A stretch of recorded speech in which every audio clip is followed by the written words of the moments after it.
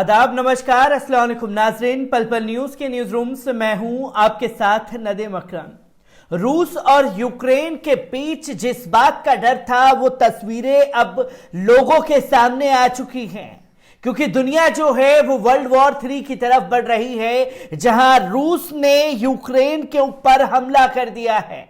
और रूस ने हमले करने से पहले तमाम मुल्कों को, दुनिया भर के नेताओं को यह चेतावनी दी थी कि अगर कोई भी इस मसले में अगर आया तो उसे अंजाम इसका भुगतना पड़ेगा। व्लादिमीर पुतिन के ऐलान के बाद से यूक्रेन के ऊपर आधी रात को हमला किया गया और फिर सुबह से उसके ऊपर ताबड़तोड़ हमले जारी हैं और अपनी मिलिट्री को यूक्रेन की तरफ छोड़ दिया है, जिसमें पूरी तरह एक अल्टीमेटम दिया गया व्लादिमीर पुतिन की तरफ से कि यूक्रेन की सेना या तो हथियार डाल दे या फिर अपने जगह से पीछे हट जाए। अब यूक्रेन रूस के बीच जो जंग चल रही है वो कितनी खौफनाक दुनिया के लिए होगी, इसे भी आप लोगों के सामने रखूंगा। पर जो ताजा तस्वीरें यूक्रेन और रूस की सामने आ रही हैं, पहले एक इस वीडियो पर नजर डाल लीजिए।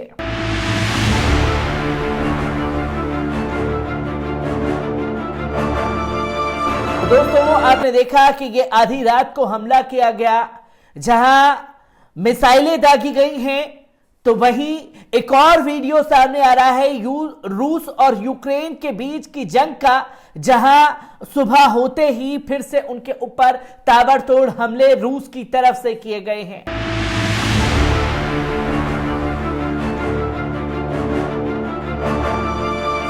दोस्तों, आपने सुबह तकरीबन 5 बजे के आसपास ये हमला जो है यूक्रेन के ऊपर किया गया है। दुनिया भर की नजरें जो हैं अब रूस और यूक्रेन पर टिकी हुई हैं, और जहां यह साफ शब्दों में समझा जा सकता है कि यूक्रेन पर हमला करके अमेरिका को ललकारने की कोशिश जो है वो व्लादिमीर पुतिन ने की है। और व्लादिमीर पुतिन को यूक्रेन और रूस की जंग के बीच झुकाना ये कहीं ना कहीं असंभव होती हुई तस्वीरें दिख रही हैं। कौन किस देश के साथ जाकर के खड़ा होगा ये आने वाला वक्त बताएगा, पर जो ताजा परिस्थिति यूक्रेन और रूस की सामने आ रही है, एक बार इस रिपोर्ट पर नजर डालते हैं। आपको बता दें कि रूस ने यूक्रेन के साथ जंग की शुरुआत कर दी है। राष्ट्रपति व्लादिमीर पुतिन के सैन्य कार्रवाई के ऐलान के बाद यूक्रेन में कई जगह धमाके सुनाई दिए हैं। यूक्रेन की राजधानी कीव पर तो क्रूज और बैलिस्टिक मिसाइलों से हमला होने की जानकारी मिली है। पुतिन ने सैन्य कार्रवाई का ऐलान करते हुए धमकी भी दी कि कोई इस मामले में दखल ना दे, वरना अंजाम उस देश को भी भुगतना पड़ेगा।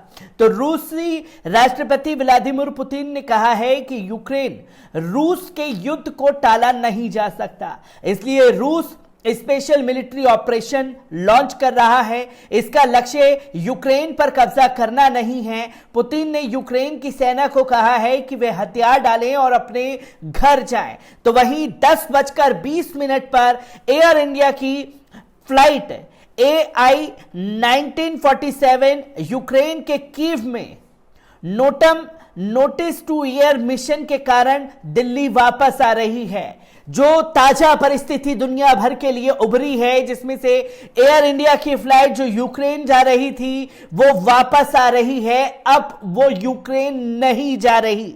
तो वहीं 10 बजकर यूक्रेन के विदेश मंत्री ने कहा कि पुतिन ने पूर्ण पैमाने पर आक्रमण करना शुरू कर दिया है। शांतिपूर्ण यूक्रेन पर हमला हुआ है, यह आक्रामकता का युद्ध है। यूक्रेन इसमें खुद की रक्षा करेगा और जीतेगा। तो वहीं 9:55 पर रूसी सेना के घुटने के बीच यूक्रेन ने अपने यहां मार्शल लॉ लगा दिया है।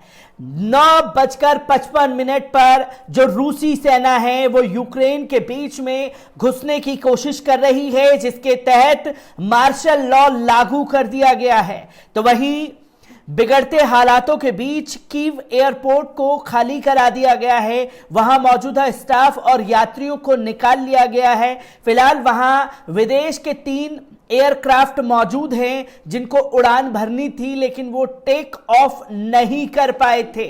जो फ्लाइट वहां पहुंचने वाली थी, उन फ्लाइटों को वापस अपने कंट्री में भेज दिया गया है। तो वहीं यूक्रेन की राजधानी कीव के बाद वहां उड़ीसा, खैतीव, डोनेस्टिक में कई धमाके सुनाई दिए हैं। उड़ीसा, खैरकीव, डोनेस्टिक में धमाके सुनाई दिए हैं। तो वहीं यूक्रेन के विदेश मंत्री ने कहा कि पुतिन ने पूर्ण पैमाने पर आक्रमण करना शुरू किया है, शांतिपूर्ण यूक्रेन पर हमला हुआ है, यह आत्महत्या का युद्ध है और यूक्रेन इस युद्ध को जीतेगा। तो कीव से पहले गुरुवार सुबह की डोनेस्टिक में 5 धमाके हुए थे। आपको बता दें कि डोनेस्टस्क में 5 धमाके हुए। वे उन 2 इलाकों में से एक हैं जिन्हें रूस ने नए देश के रूप में मान्यता दी थी। धमाकों का यह सिलसिला तब शुरू हुआ जब रूस के राष्ट्रपति व्लादिमीर पुतिन ने यूक्रेन के खिलाफ सैन्य कार्रवाई का ऐलान किया। पुतिन ने कहा कि जो कोई भी हमारे साथ हस्तक्षेप करने की कोशिश करता है या हमारे लोगों के लिए खतरा पैदा करने की कोशिश करता है, उसे पता होना चाहिए कि रूस की प्रतिक्रिया तत्काल होगी और आपको ऐसे परिणामों की ओर ले जाएगी जैसा आपने अपने इतिहास में पहले कभी अनुभव नहीं किया होगा। तो वहीं रूस के एक्शन के बीच संयुक्त राष्ट्र सुरक्षा परिषद यूएनएससी की मीटिंग भी जारी है। इसमें रूस के प्रतिनिधि ने कहा है कि पुतिन ने जिस स्पेशल ऑपरेशन का ऐलान किया है वो यूक्रेन के लोगों को बचाने के लिए है जो सालों से कष्ट में थे। हम यूक्रेन में नरसंहार बंद कराना चाहते हैं। जो भी फैसले हुए हैं वो यूएन चार्टर के आर्टिकल 51 के हिसाब से हैं। हम हालातों पर नजर रखे हुए हैं। वहीं यूएन की इस आपातकालीन मीटिंग में यूक्रेन के प्रतिनिधि भी मौजूद थे। उन्होंने कहा कि रूस के राष्ट्रपति पुतिन ने ऑन रिकॉर्ड जंग का ऐलान किया है। अब इस संस्था यूएन की जिम्मेदारी है कि वे जंग को रोके। मैं सबसे इस जंग को रोकने की बात करता हूं। क्या मुझे यहां वे वीडियो भी चलाना चाहिए जिसमें पुतिन ने जंग का ऐलान किया है। तो वहीं यूक्रेन पर रूस की सैन्य कार्रवाई के बाद अमेरिकी राष्ट्रपति जो बाइडेन ने कहा है कि इस हमले से होने वाली मौतों और तबाही के लिए रूस अकेला जिम्मेदार होगा। अमेरिका और उसके सहयोगी एकजुट और निर्णायक तरीके से जवाब देंगे। दुनिया इसके लिए रूस को जवाबदेह ठहराएगी। वे बोले कि मैं आज शाम व्हाइट हाउस में स्थिति की निगरानी करूंगा और अपनी राष्ट्रीय सुरक्षा टीम से नियमित अपडेट लूंगा। कल मैं सुबह अपने G7 समकक्षों से मिलूंगा। हम अपने नाटो सहयोगियों के साथ समन्वय करेंगे। तो खुले तौर पर पूरी दुनिया में रूस के यूक्रेन पर हमले को लेकर के हड़कंप मचा दिया है।